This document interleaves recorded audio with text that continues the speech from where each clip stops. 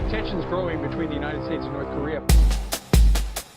The American people should be concerned about a state that has developed a pretty good ICBM capability and is developing a pretty good nuclear reentry vehicle.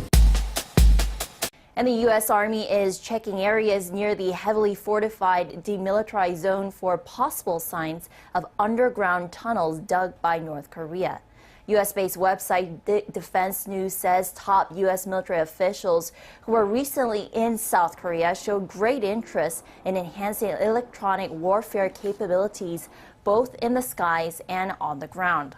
The officials said the U.S. Army is doing its best to analyze North Korea's underground facilities where the regime stores missiles, artillery, and ammunition. The U.S. hopes to use electronic bandwaves to paralyze the operation of North Korean Army units. President Trump is not ruling out military action. But what would that major conflict, as the president referred to it, look like? Here to break it down, we got former Green Beret commander and author of Warrior Diplomat, Lieutenant Colonel Michael Waltz. He's also a Fox News contributor. Good morning to you. Morning. Nice to have you. All right, we got North and South Korea. Right.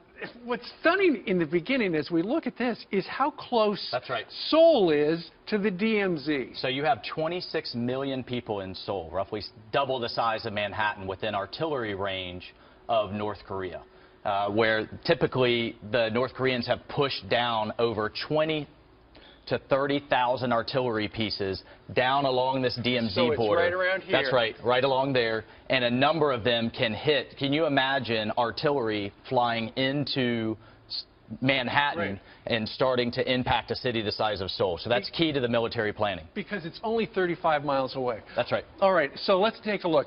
They've been waiting for this day for 50 years. That's right. And to our, in our column, the good thing is a lot of their equipment right here is 50 years old. That's right. It's absolutely obsolete. So how this thing would roll out, I think, if the diplomatic option fails and the North Koreans continue to march towards an intercontinental ballistic missile that can strike the United States, or even a shorter range one that can strike Japan and South Korea, first you would see our stealth capability come in. Okay. B-2 bombers, F-22 fighters that are going to go after the North Korean regime. Okay, we're going to try to decapitate right here in Pyongyang. Okay, so this depicts all of their assets. That's right. Meanwhile, these are our assets in That's right. South Korea. So you're going to see that stealth capability penetrate their air defenses, which again they've been building up for 50 years, but they can't detect our stealth bombers. Try to take out the leader himself, try to take out his key commanders, take out that air defense capability and his nuclear capability. I'm confident we can do that. That will be followed by hundreds of cruise missiles between our submarines, the Carl Vinson, the destroyers, and then at the same time, cyber attacks, covert attacks, special operations attacks.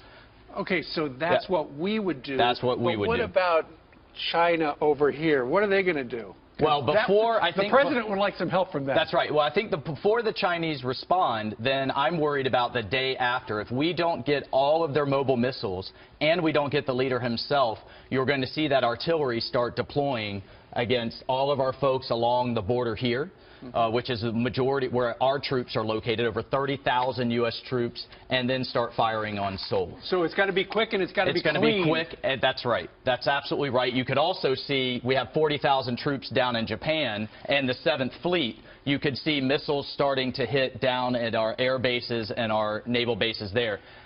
At that point, we could take the regime down, or does a protracted war ensue? And that's where I think you're going to see the Chinese get involved. If we have a collapse of the North Korean state, then that's a real problem with 25 million starving North Koreans. I would believe, I think I speak for the administration, that that state simply cannot have the ability to reach the homeland, and for that matter, well, the homeland. Right now, there's great concern about a lot of Americans that live in Guam.